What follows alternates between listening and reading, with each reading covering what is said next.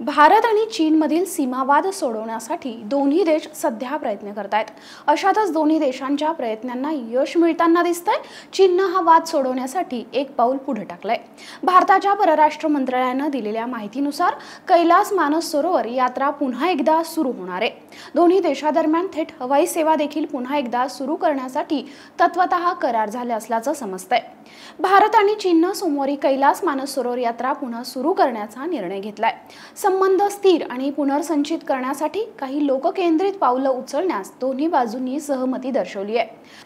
परराष्ट्र सचिव विक्रम मिस्री यांनी बीजिंगमध्ये त्यांचे चीनी समकक्ष सन वेंगडोंग यांच्याशी केलेल्या चर्चेनंतर परराष्ट्र मंत्रालयाने ही माहिती दिली आहे। परराष्ट्र मंत्रालयाने म्हटलंय की या संदर्भात दोन्ही बाजूंनी 2025च्या उन्हाळ्यात कैलास मानस सरोवर यात्रा पुन्हा सुरू करण्याचा निर्णय घेतलाय। परराष्ट्र मंत्रालयाने म्हटलंय की दोन्ही बाजूंनी जलविज्ञान विषयक डेटा आणि संबंधित इतर सहकार्याची तरतूद पुन्हा स्थापित केली आहे।